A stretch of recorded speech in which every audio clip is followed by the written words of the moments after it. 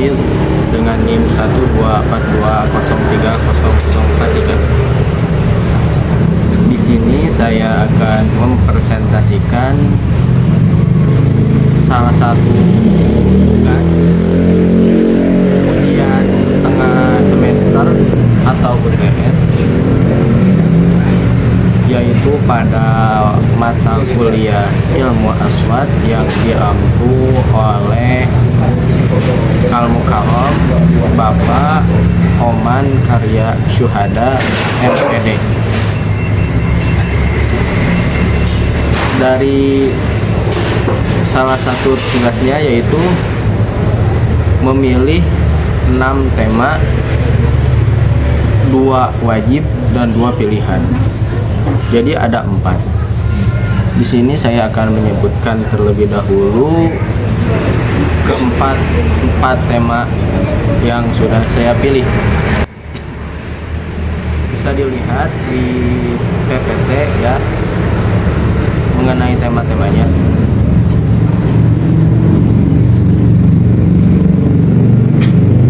Ya, ada 4 tema ya di sini. Yang pertama mengenai pengertian ilmu aswad, cabang-cabangnya, kedudukannya, dan pentingnya dalam kajian bahasa.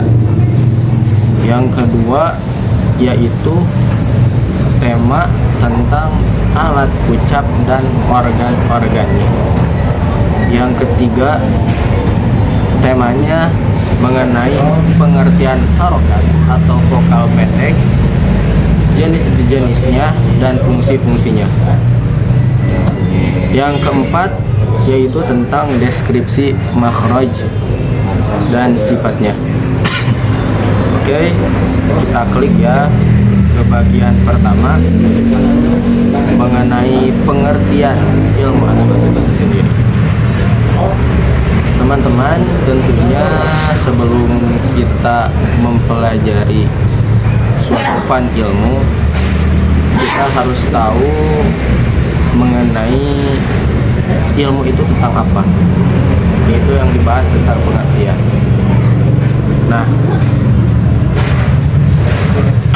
ilmu aswad berasal dari kata saut yang berarti suara. Dari kata saut ini diambil bentuk jamak jadi al-aswad.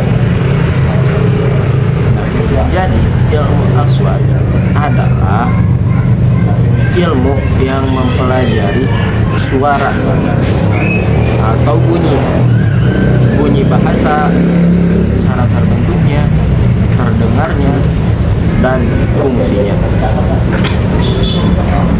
Nah, saya ingin menjelaskan dulu ya, disclaimer. Saya akan menjelaskan mengenai perbedaan, mungkin ya biar gak ketukar orang-orang di luar sana mengenai ilmu aswad dan ilmu tajwid. Kenapa? Soalnya ilmu aswad ini lebih jarang dipelajari dibandingkan ilmu tajwid yang sudah masyhur. Soalnya saya pribadi pernah merasa ilmu aswad ini sama kaitannya dengan ilmu tajwid karena membahas dari suara, tapi nyatanya beda. Misal ya, kalau ilmu aswad itu cakupannya lebih luas. Kenapa cakupannya luas? Karena kaitannya dengan ilmu bahasa dan ilmu atau linguistik. Ilmu linguistik ini termasuk ilmu yang kita pakai setiap hari dalam percakapan. Ketika kita ingin bercakap menggunakan bahasa Arab, tentunya kita menggunakan ilmu, yaitu ilmu aswad. Kita bercakap aja. Namun ilmu tajwid lain halnya. Ilmu tajwid itu cakupannya lebih khusus karena berkaitan dengan Quran. Dan ilmu tajwid ini lebih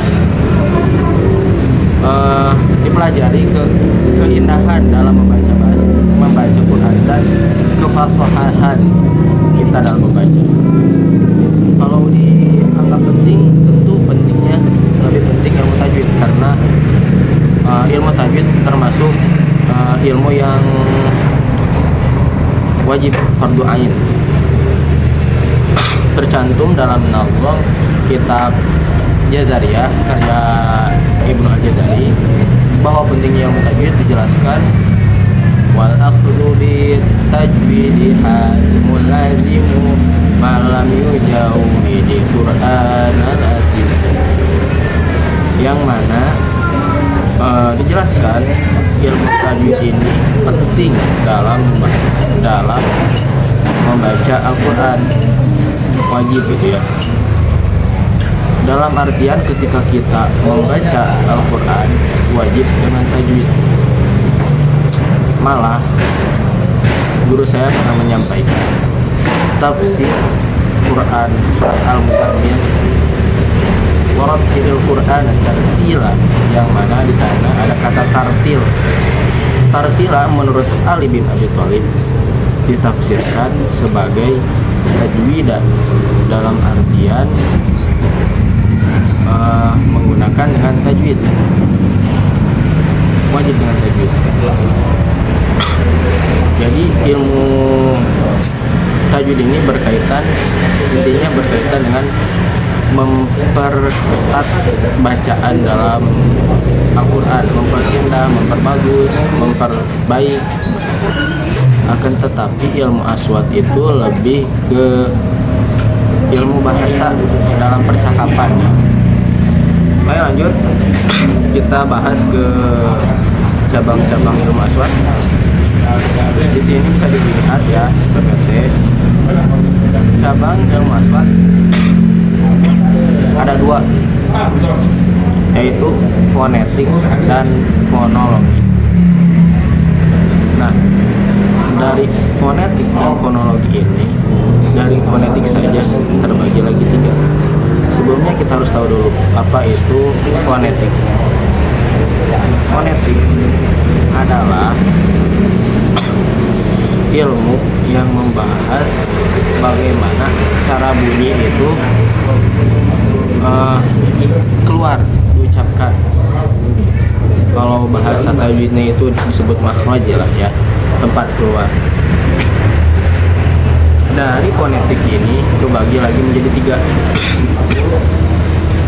Ada fonetik artikulatoris, ada fonetik akustik, ada fonetik auditorik.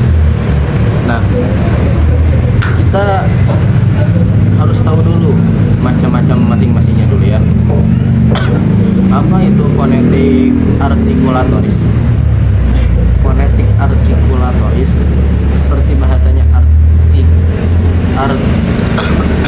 artikula, tulis ya.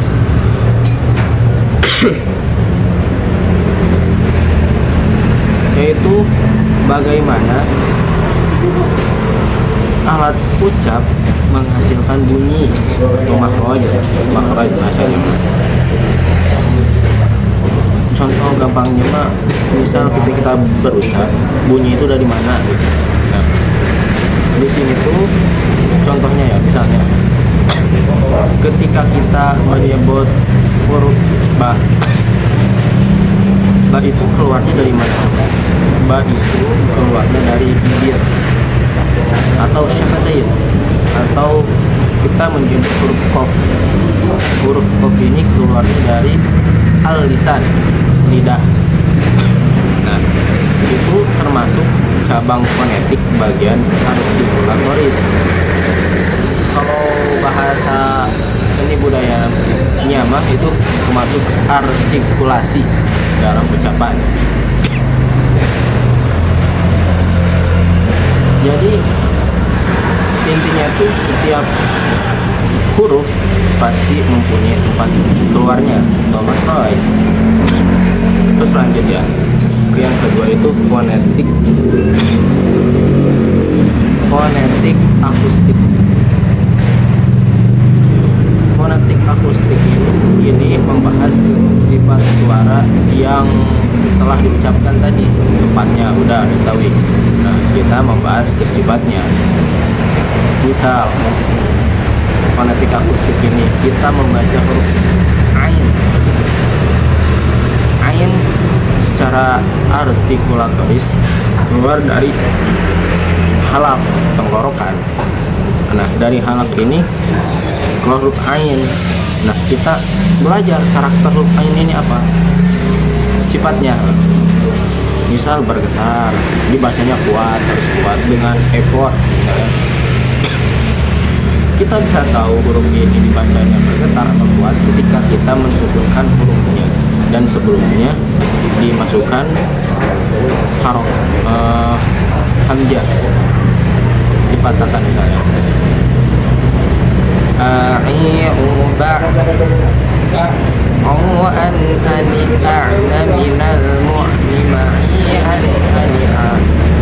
atau huruf ha. Misal contohnya huruf ha ini ke sifatnya itu lembut dan berhembus ha, itu termasuk ke akustik. Sebenarnya akustik ini lebih ke ilmu fisikanya gitu ya. Ilmu fisikanya itu lebih bergetar, getarannya berapa hertz kalau fisika, tapi ini aswat. Terus lanjut ke audiotoris. Audiotoris ini membahas bagaimana telinga manusia mendengar ucapan atau bunyi. Kan kita tahu aswat kan bunyi berkaitan dengan ucapan, suara, dan suara itu mengeluarkan bunyi gitu ya, itu aja. Nah, dari sini disebut audiotori, dari ucapannya aja. Audio itu kan kalau alat-alatnya radio, musik yang diucapkan. Misal ya, contohnya ketika kita mendengar dot, kita bisa tahu dot ini benar atau enggak dari mana? Dari kita mempelajari, wah dot ini udah benar, dotnya udah kandel, kan dotnya itu keluar dari hafatul lisan ma'al adros, dua samping lidah dirapat di kiri atau kanan, dot. Nah, udah benar. Misal atau huruf ha itu keluar dari halak tenggorokan, ha. Atau ain kadang orang-orang menyebutnya keluar dari hidung padahal dari tenggorokan, yaitu wasal halqi, tengah lidah gitu ya. Nah, termasuk auditori. Ketika kita mempelajari ilmu aswat ini, kita bisa tahu mana ucapan yang benar, mana yang enggak. Maksudnya itu yang penting kita ngerti dulu ucapannya. Terus ada bagian yang kedua, fonologi. Fonologi itu lebih ke fungsi bunyi itu sehingga menghasilkan makna. Lebih ke maknanya. Misal ya, maknanya itu misal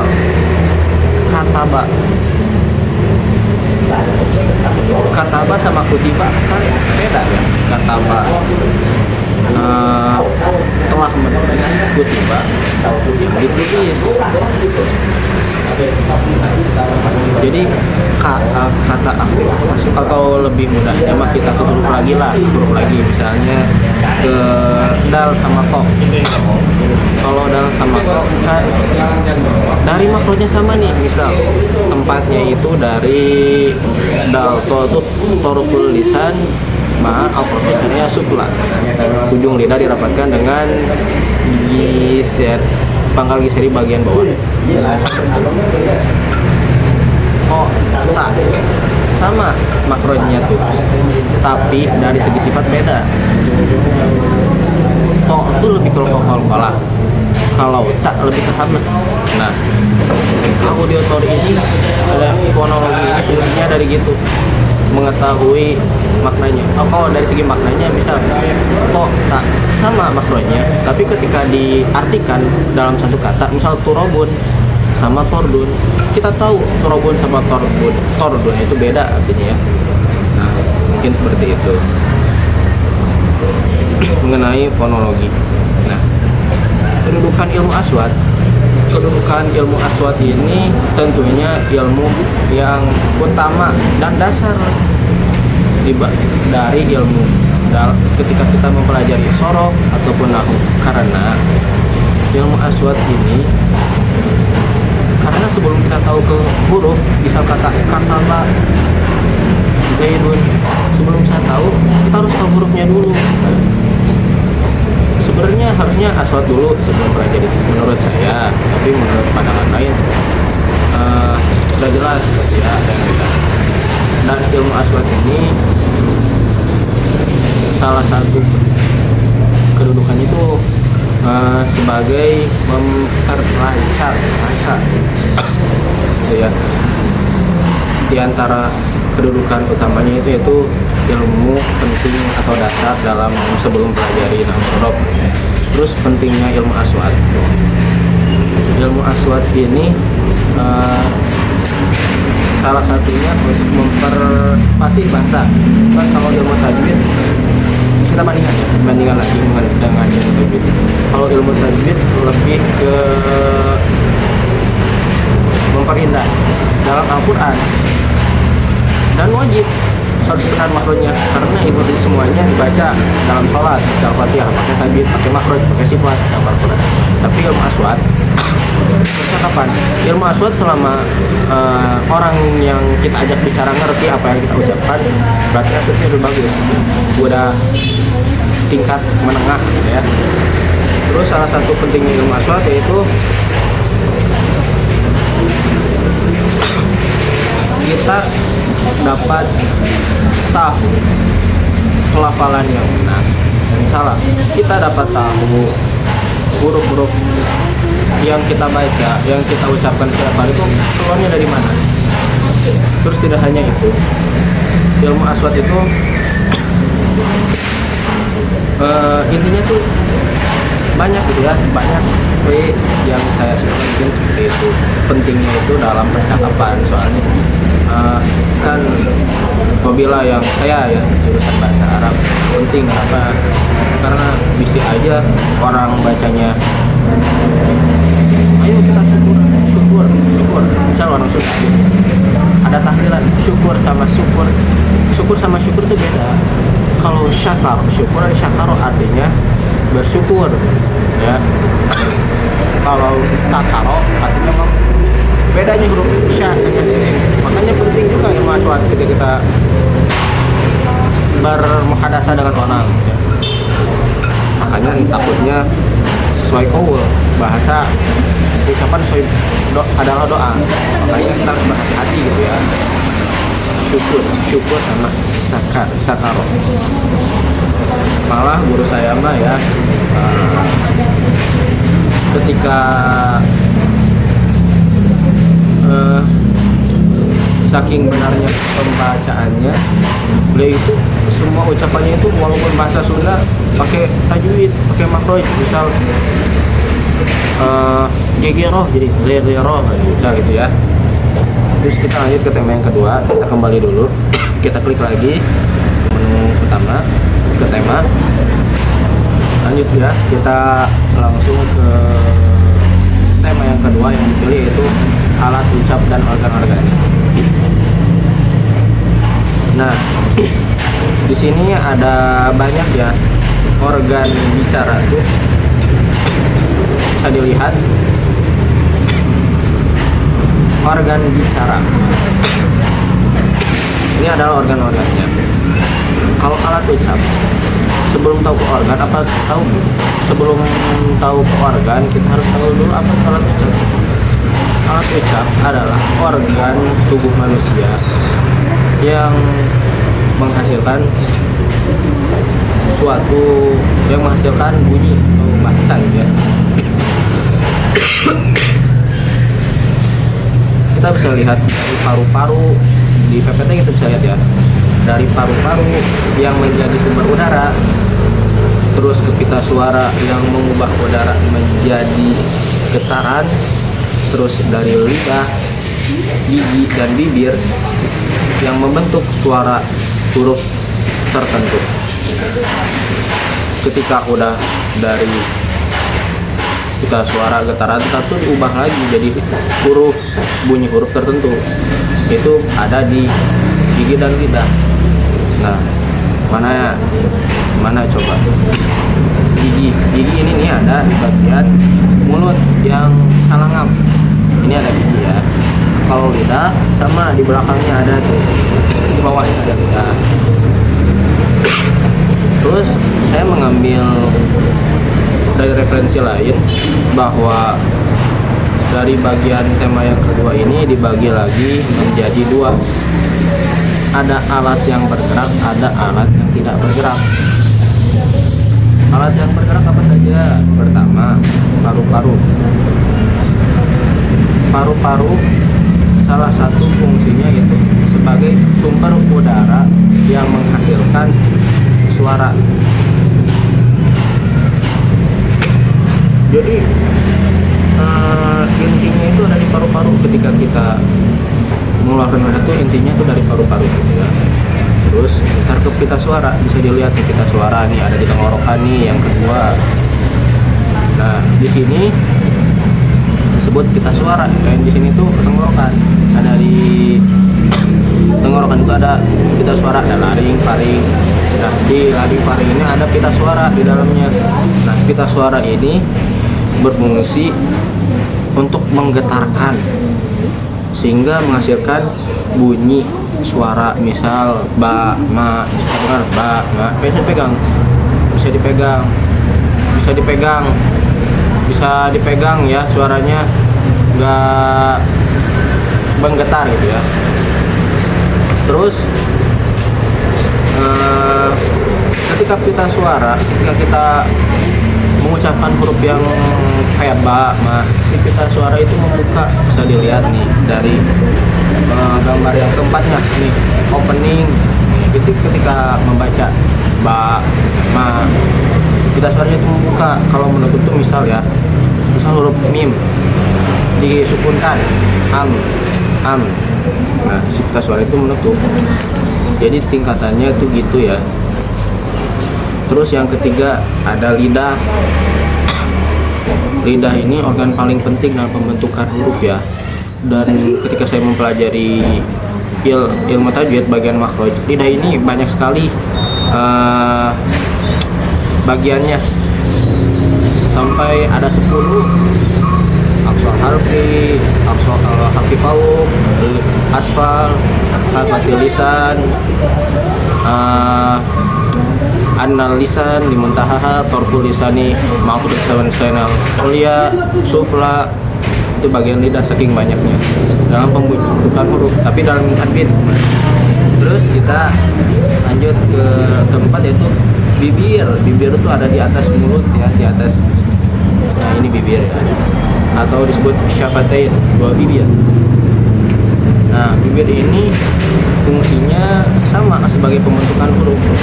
Misal kayak huruf wa, ba, fa, itu semuanya dari bibir.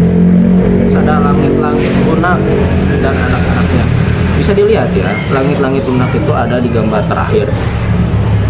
Nah di atasnya itu ini termasuk langit-langit atau hanakil a'la di atasnya itu. Nah dari sini banyak tentunya ya fungsinya untuk menahan ketika kita mengucapkan lam. Kita tuh kadang ada huruf yang ketika kita mengucap nyentuh ke huruf langit-langit atas, minal hanakil a'la, dari arah a'la. Terus ya, nah udah langit-langit lunak, ada alat yang tidak bergerak. Di sini ada 3 ya. Yang saya ambil dari referensi lain itu gigi.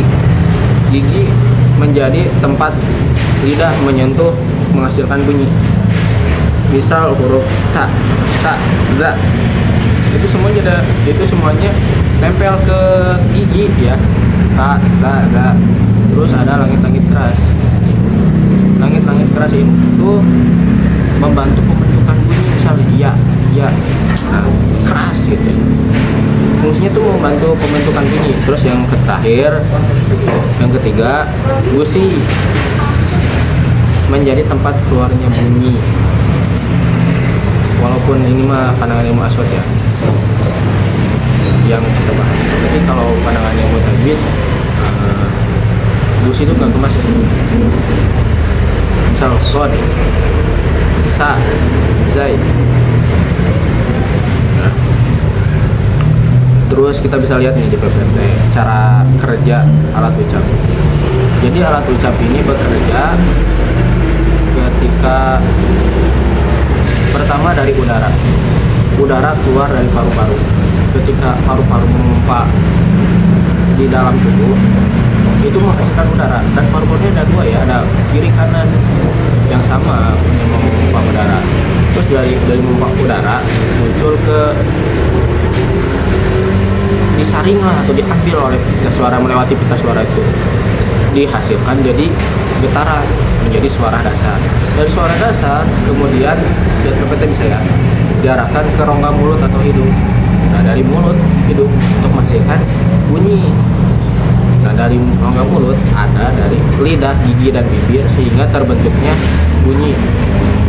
Bunyi hurufnya tertentu ya, bermacam-macam. Misalnya ya, kalau mim dan nun itu kan sama-sama keluarnya dari hidung. Kalau dalam keadaan guna atau ya dalam guna. Terus misal ka, ba atau ta itu keluarnya lewat mulut. Jadi setiap perubahan posisi alat ucap menghasilkan bunyi. Kita ngucapin apa aja, tentu si lidah itu berfungsi menyesuaikan bunyi apa yang akan keluar gitu ya. Pentingnya belajar ilmu aswat pertama dalam percakapan kita berbicara. Uridu misal saya pengen makan, bunyinya itu hamzah keluar dari mana, organ mana. Hamzah keluar dari halak, tenggorokan, berarti kita suara dari ro itu keluar dari luhur ra'sil lisan, dari punggung pangkal lidah ro. Nah, itu fungsinya dari aswat juga. Fungsi pentingnya menghasilkan bunyi. Ketika kita bisa mengoptimalkan bunyi yang keluar ketika kita mempelajari aswat karena mempelajari organ alat ucapnya. Terus membedakan huruf yang mirip. Misal ta dan to itu mirip, ta dan sin itu mirip, sya itu mirip, zai dengan lal itu banyak orang mirip. Itu jadi kita bisa membedakan karena keluarnya dari mana ini. Nah itu fungsinya aswat. Terus menentukan keindahan suara. Kalau kita aswat itu salah satunya untuk menentukan keindahan suara. Misal kita contohnya pengen makan tapi gak ada perasaan emosi, artikulasinya kurang, misal kayak jadi datar loh, pengen makan kan itu jadi kerasa hambar gitu, kayak gak niat makan teh, jadi padahal kita lapar gitu. Oke, lanjut ya, kita mungkin seperti itu yang saya sampaikan mengenai alat ucap dan organ bicara. Kita lanjut ke tema ketiga yaitu harokat vokal pendek, jenis-jenis dan fungsinya. Klik lagi, kita masuk lagi ke pengertian harokat pendek, jenis-jenisnya dan fungsinya.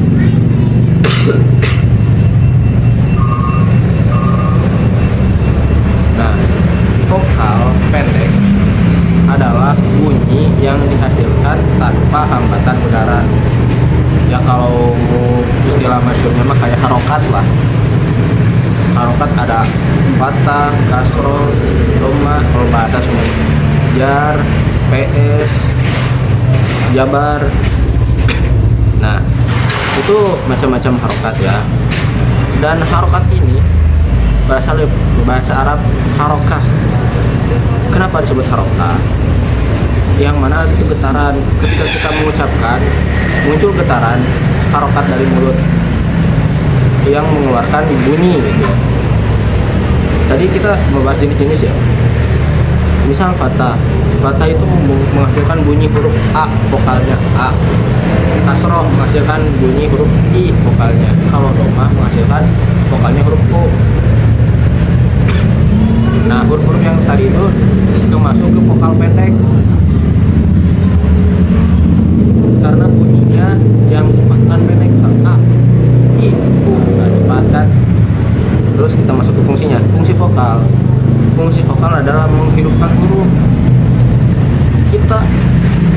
Tapi ini mah harokat ya, karena harokat ada huruf mati bisa dihidupkan, tapi manusia tidak bisa.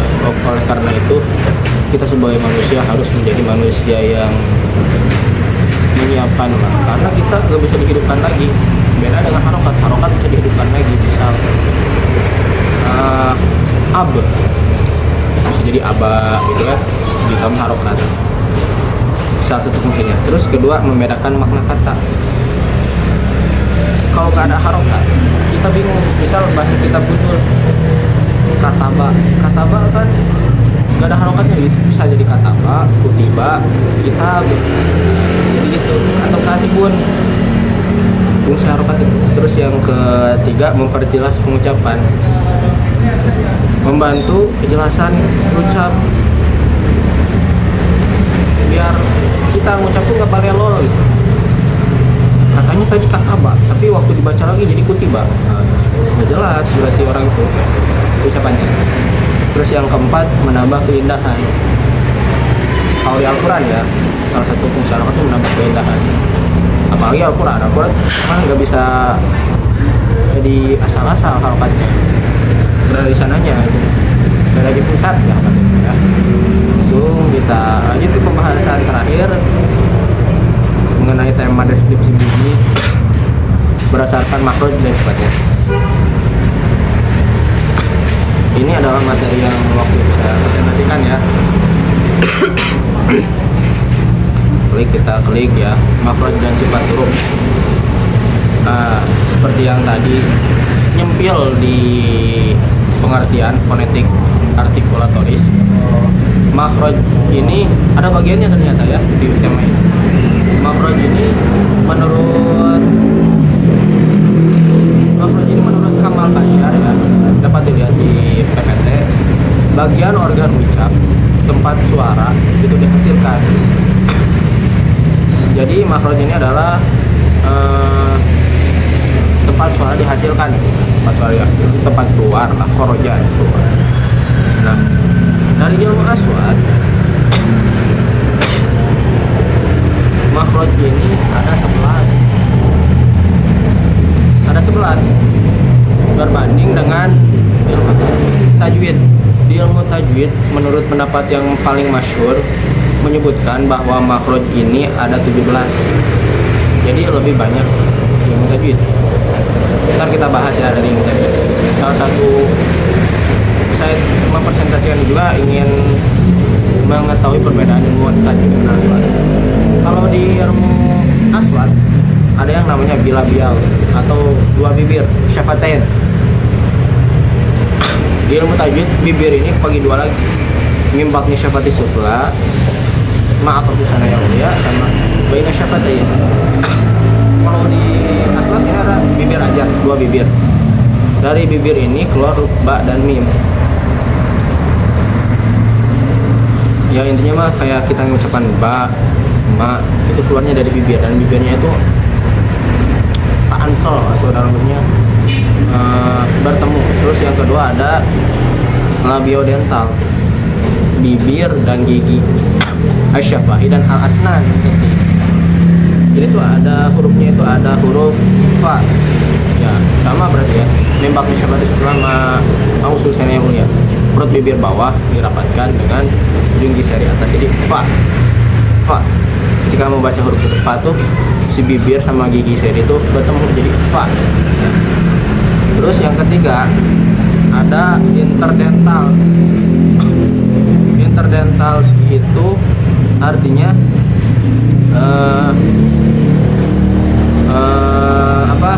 pengucapan ujung lidah, gigi atas dan bawah. Jadi ujung gigi lidah bertemu gigi atas ke bawah. Kalau bahasa tajwidnya mah tarful lisan ma'a atrafis sana ya mulia. Hurufnya ada 3, za, sa, wo. Ketika mengucapkan si lidah pantal bertemu dengan gigi seri atas. Terus ada apicodental alveolar. Itu dari gusi sebenarnya ini. Hurufnya ada banyak ini di sini. Ada o, dal, ta, nun, lam, ro. Kalau saya bahas satu-satu ya. Kalau dari ilmu tajwid, dot ini hafatul lisan mal atros. Lam ini adnal lisan limuntaha.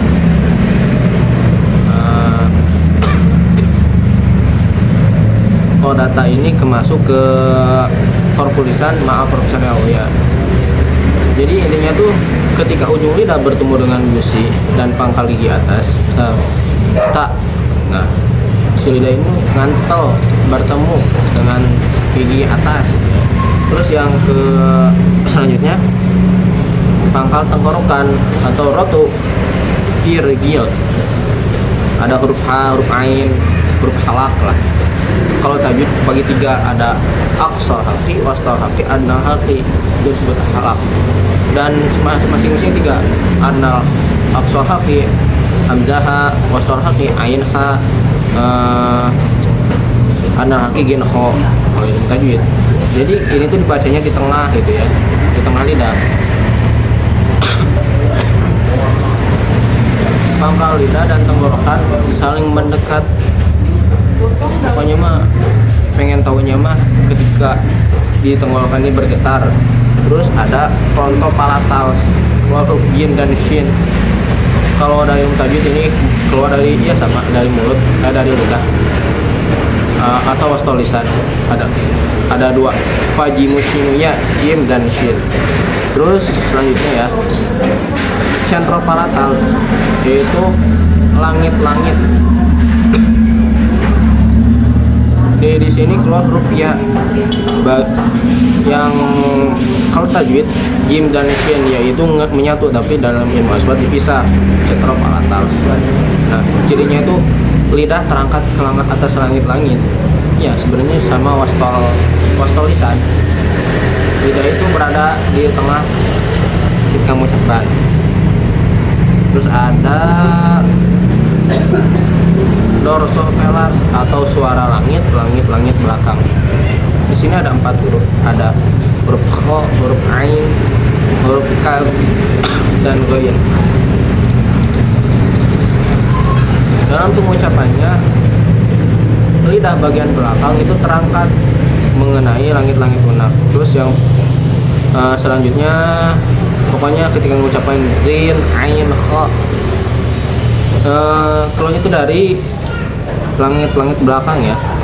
Agak beda ini dengan yang tajwid. Nah, kalau yang tajwid mungkin kho itu adnal halqi, ain ke wasfal halqi, kalau kaf ke aqsal lisan asfal gitu ya. Terus walaupun pengucapannya beda, depannya beda, ya intinya kita sama-sama belajar ya. Terus suara pangkal lidah anak tekak atau dorsopulars, keluar huruf qauf atau aqsal lisan qauf. Aqsal lisan qauf itu pangkal lidah bagian atas, keluar huruf qauf. Jadi tetap, makanya dari tadi pembahasannya sudah saya bilang, lidah ini banyak banget bagiannya. Jadi saya lihat pendapat referensi lain, ada yang memasukkan lidah, saya cantumkan di sini.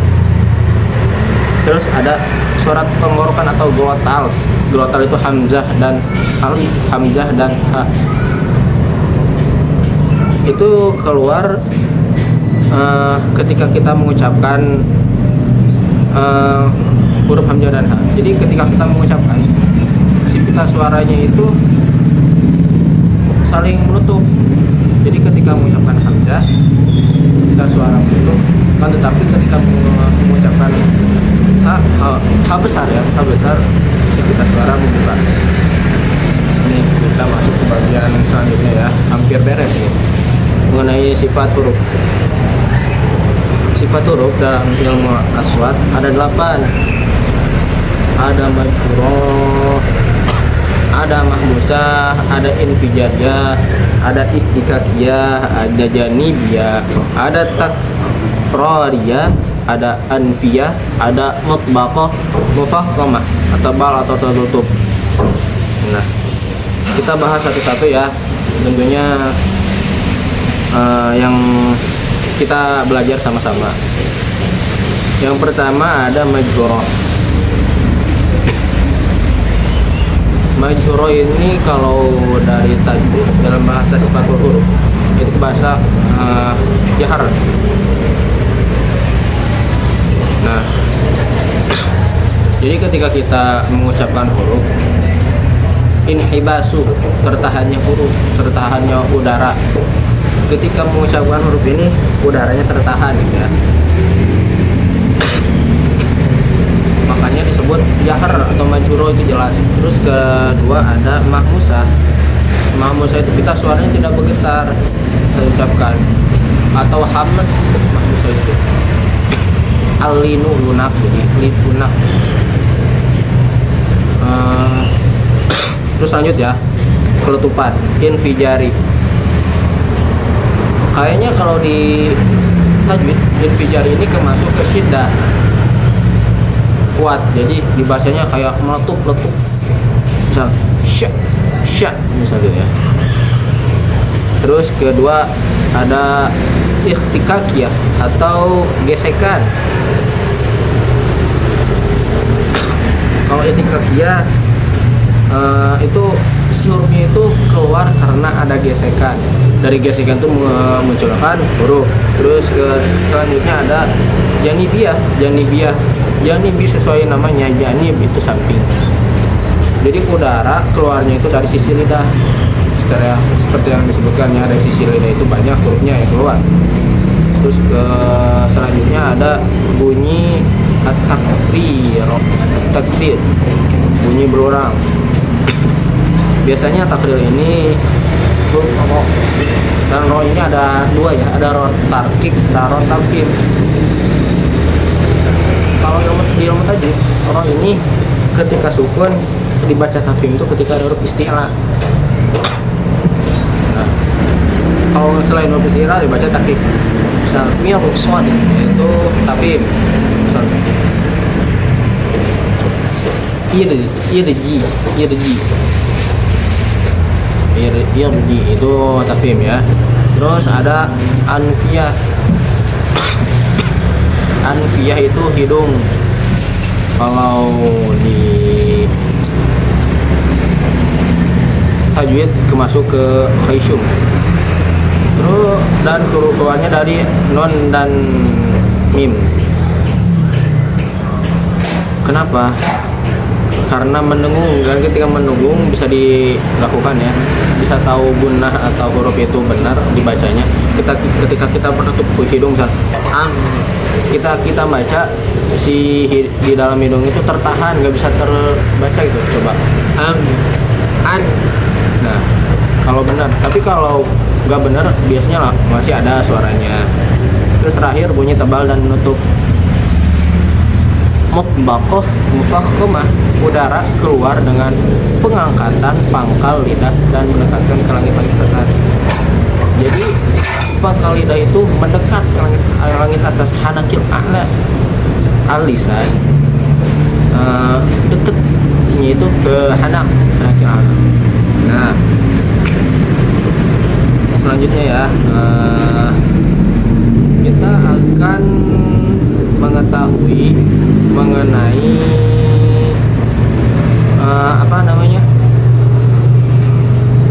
contoh huruf-hurufnya ya yang penting.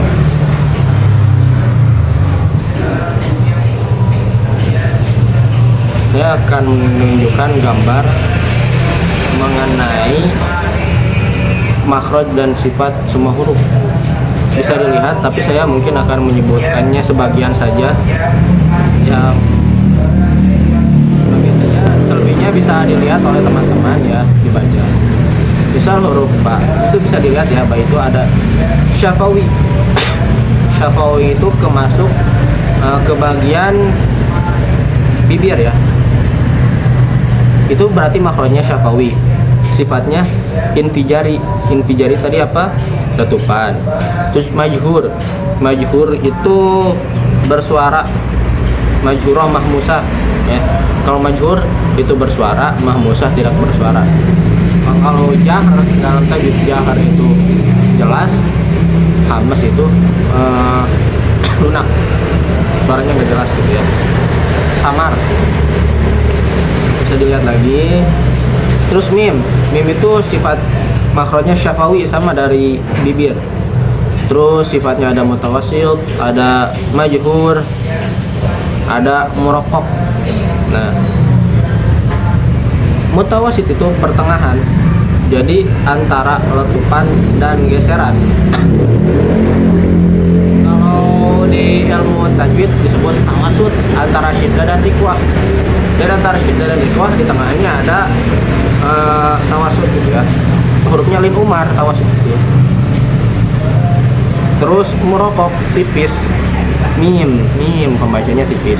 Dan perlu diketahui ya, dalam ilmu aswad satu huruf itu mempunyai 3 sifat, sedangkan dalam ilmu tajwid itu banyak. Kita nyanyi dulu lah mengenai sifat-sifat dalam ilmu tajwid.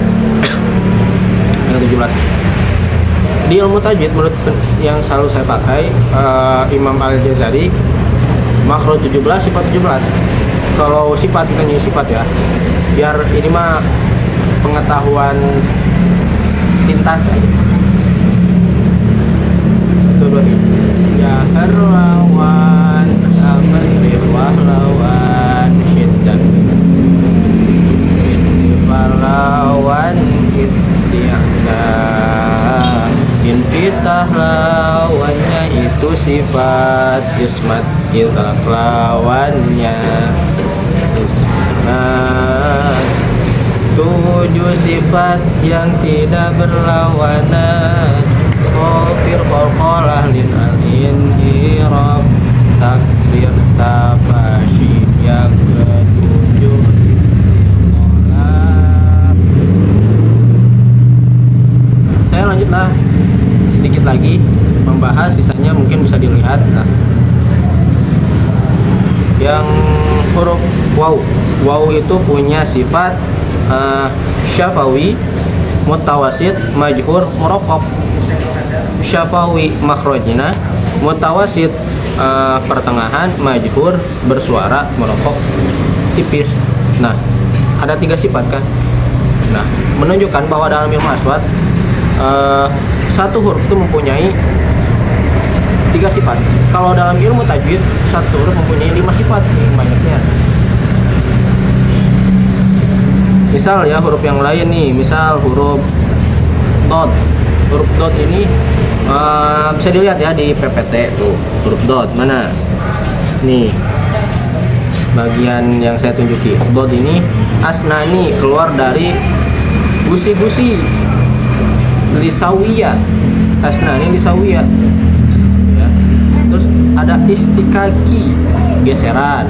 Ada majhur, bersuara. Ada mufakhaffam, tebal. Saking susahnya huruf dot harus tebal tuh. Dot. Ya.